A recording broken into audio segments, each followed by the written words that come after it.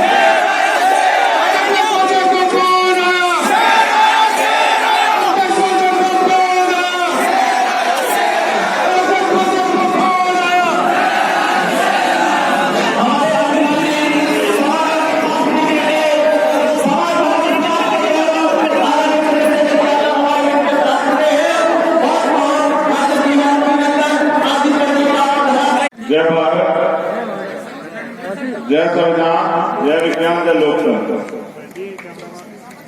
और यहाँ उपस्थित सभी नौजवान साथी, हमारे सम्मानित बुजुर्ग, हमारी प्यारी छोटी बहनें, हमारी माताएं, हमारी बड़ी बहनें, जब मैं आया था तो यहाँ बारिश हो रही थी, लेकिन वो कहते हैं ना तमन्ना अगर सच्ची है तो रास्ते हजार होते हैं।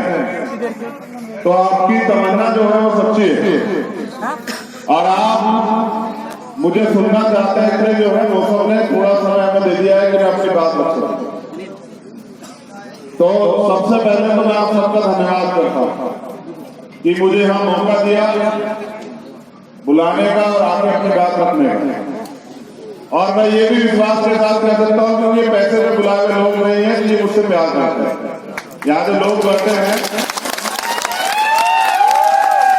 वो मुझसे प्यार करते हैं और मुझमें विश्वास रखते हैं, वो मुझसे उम्मीद करते हैं और मैं उस उम्मीद पे खरा उतरूंगा, ये मेरा संकल्प खुद से। तो मैं बस अपनी बात की शुरुआत करूंगा करुणा के सागर गौतम बुद्ध, संत श्रोमणी गुरु रविदास जी महाराज, भगवान वाल्मीकि महाराज, गुरु नानक देव, संत कबीर, राष्ट्रपिता ज्योतिबा फूले, माँ सावित्रीबाई फूले, माँ फातिमा शेख, छत्रपति साहूजी महाराज, बिरसा मुंडा, पेरियर ललित यादव, पेरियर रामानायकर स्वामी, बाबू जगदेव प्रसाद कुशवाहा, जननायक कपूरी ठाकुर, बाबू जगजीवन प्रसाद, मान्यवर साहब श्री काशीराम और मान्यवर दीना भाना वाल्मीकि साहब और भीम आर्मी के सभी ओजस्वी क्रांतिकारी समर्पित नौजवान साथियों, आजाद समाज पार्टी के सभी जिम्मेदार साथियों, मंच पर उपस्थित सभी हमारे सम्मानित नेतागण, हमारे रिटायर्ड डीएसपी कल्याण जी, हमारे मलिक साहब प्रभारी जी, डॉक्टर बीपी साहब, विनोद जी, अशोक जी, सतपाल चौधरी जी, हमारे आजाद समाज पार्टी के प्रदेश अध्यक्ष अनिल कुमार जी, मुकेश बैरवा जी, महेंद्र खंडेलवाल जी, भीम आर्मी के प्रदेश अध्यक्ष सत्यवान प्रसाद जी और आजाद समाज पार्टी यूथ के प्रदेश अध्यक्ष सुनील कुमार गुंडा, डॉक्टर सरवण जी, नोगिया, सुरेंद्र जी मीणा, मोहनलाल बुनकर जी, करपाल जी, धन्नालाल जी, अध्यक्षता कर रहे आज भगवान की मंगल सिंह मीणा जी, विशिष्ट अतिथि पूर्णबल जी, गोठवाल जी, बीरबल जी, सूरजबल जी, चेतन जी मीणा, मनीष जी मीणा, नवीन जी मीणा और पूर्व सरपंच श्री मोहनलाल गुप्ता। देखिए, ये जो नाम मैंने आपके सामने लिए थे, लेकिन अगर हम उनको याद करें तो उसके पीछे एक उद्देश्य है, और वो उद्देश्य ये है कि उन्होंने समय समय पे परिवर्तन के लिए लड़ाई लड़ी। तो आज जो अधिकार आपको मिले हैं ना, मैं तो खूब राजस्थान पर चर्चा कर रहा था, लेकिन आज इन बातों पर चर्चा नहीं करना चाहूंगा। ये जो अधिकार हमें मिले हैं ये मुफ्त में नहीं मिले। अगर आज हम इस मंच पर यहाँ बैठे हुए हैं, मैं अपनी बात रख रहा हूँ, आप सब लोग सम्मानित तरीके से अपने प्रोग्राम में बैठे हैं, तो इसके लिए बहुत सारी कुर्बानियां देनी पड़ी। यहाँ तो पानी के पीने का अधिकार भी नहीं था, और 20 मार्च 1927 को परम पूज्य बाबा साहब अम्बेडकर ने महान जवाबदार आंदोलन किया तालाब से पानी पीने के लिए।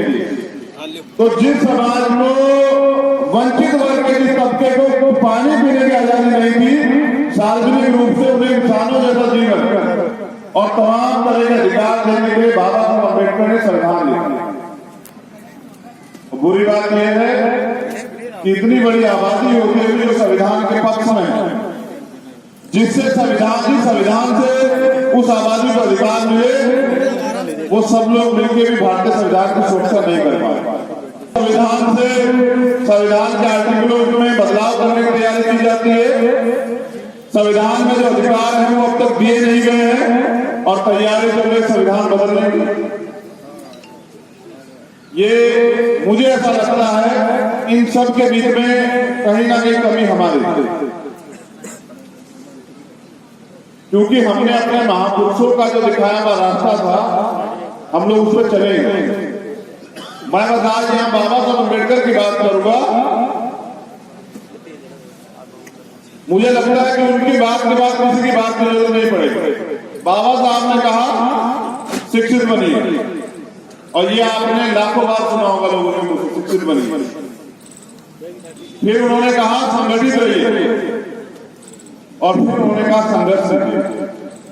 तो शिक्षित बनने का काम, साक्षर बनने का काम तो हमारे लोग कर रहे हैं, शिक्षित तो नहीं बन पा रहे, क्योंकि जो शिक्षित होते हैं वो दूसरों को भी शिक्षा दे सकते हैं, लेकिन आज तो हमारा समाज जो है आपस में एक दूसरे के काम करने पर लगा हुआ है। शेड्यूल कास्ट के लोग जिनकी समस्याएं एक जैसी हैं, जिनके अधिकार जो है एक जैसे हैं, जिनको एक तरह के जो अपमान और उत्पीड़न का सामना करना पड़ता है, वही लोग एक नहीं होने। बाबा साहब ने बात संगठित रही है। अगर आज भी आजाद भारत में जहां संविधान हमें आजादी देता, हम लोग संगठित नहीं है, इसके लिए कौन जिम्मेदार है बताइए? कोई दूसरा है? बिल्कुल नहीं। अगर हम संगठित नहीं है, अगर ये साफ पानी, आपको नहीं पता कि ये साफ पानी अगर आप पी रहे हैं इसके लिए कितनी कुर्बानियां दी गई, समझ रहे हैं? लेकिन इसकी एक कीमत है। अगर आप कुछ चाहते हैं तो उसकी कीमत चुकानी पड़ेगी। अगर आप यहाँ चाहते हैं सम्मान, स्वाभिमान और अपनी हिस्सेदारी, अपनी हकदारी, तो आपको उसकी कीमत चुकानी पड़ेगी। बिना कीमत चुकाए कुछ नहीं मिलेगा, और जैसा अधिकार आप चाहते हैं तो वैसी कीमत चुकानी पड़ेगी। नौजवान जो इस देश की रीढ़ है, वो नौजवान जिन्होंने आजादी की लड़ाई में हिस्सेदारी ली और हंसते हंसते अपने प्राणों का बलिदान दिए, उनके मन में कुछ सपने थे। उनके मन में सपने थे कि आजाद भारत ऐसा ना हो जैसा गुलाम भारत, उसमें हर व्यक्ति को बराबर के अधिकार हो, और ये गैर बराबरी ना हो, तमाम तरह के छुआछूत ना हो, जाति धर्म के नाम पर उत्पीड़न ना हो, एक सभ्य समाज बने। लेकिन मैं जहां तक मानता हूं तमाम तरह की परेशानियां अभी जुड़ चुकी। आपको क्या लगता है गैर बराबरी खत्म होगी? बराबरी खत्म होगी? जो लोग बोल भी नहीं सकते उनको तो मुझे लगता है कि उनके अधिकार तो मिलना तो बहुत दूर की बात है, उनको तो सांस लेने की आजादी भी सरकार नहीं दी।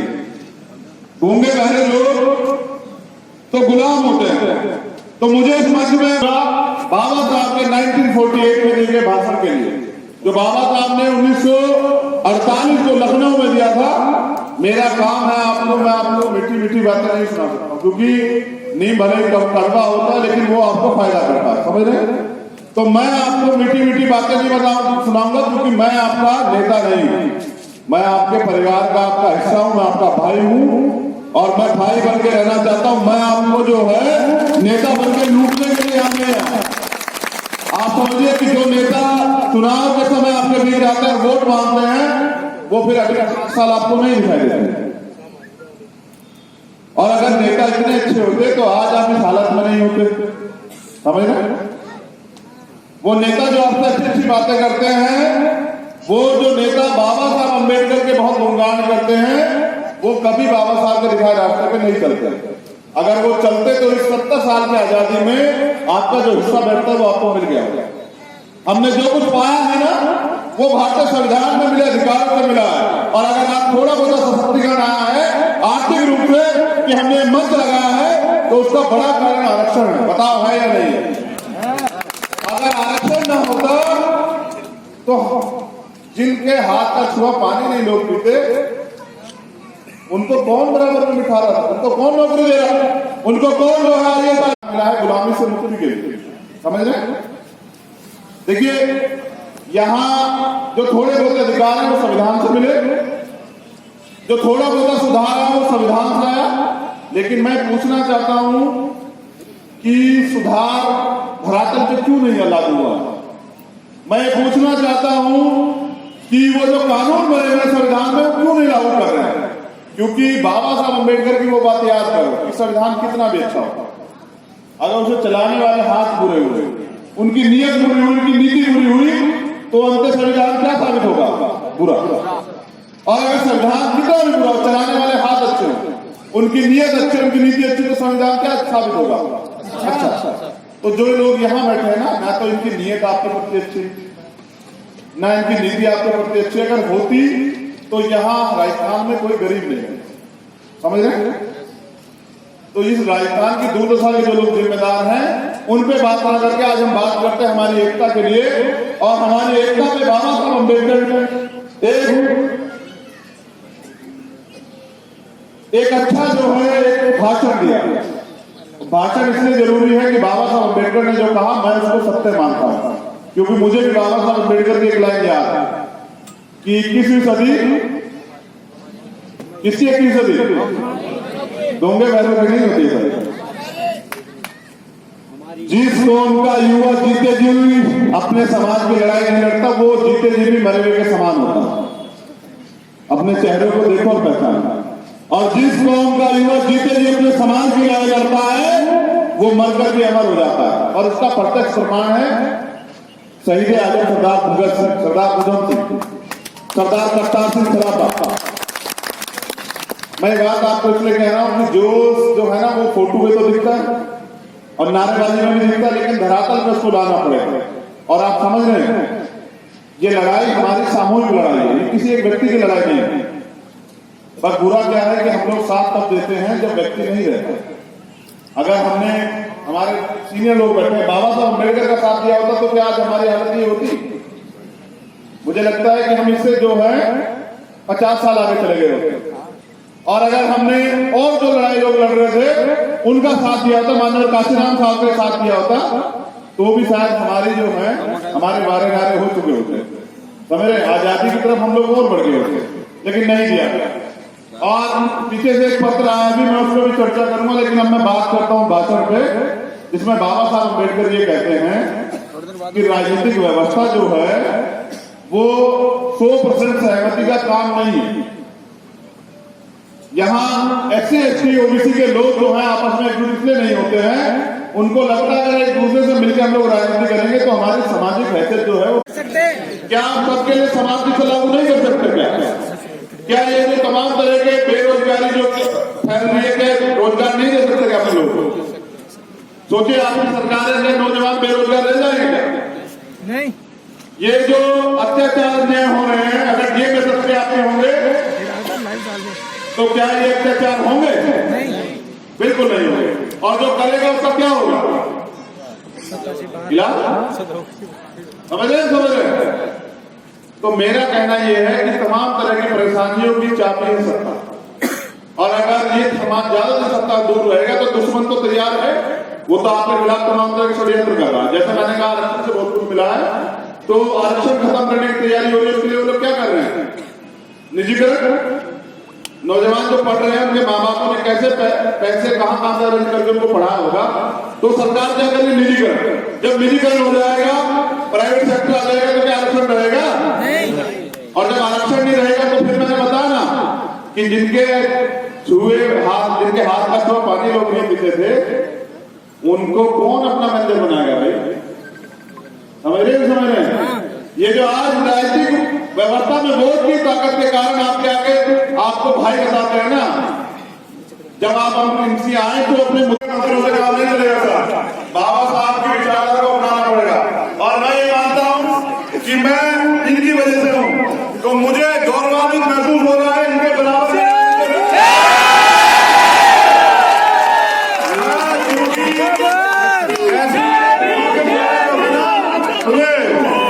ऐसी एक मां ने मुझे जन्म दिया है, तो मैं समझता हूँ ये मेरी माता रहने हैं, इनका तो भगवान मेरा सम्मान है। अब एक ऐसा फोटो जो मैं जीवन में याद रखूं, वो खींचना चाहिए इनके चरणों में मेरा। यहाँ ठीक है, खींच देना है फोटो।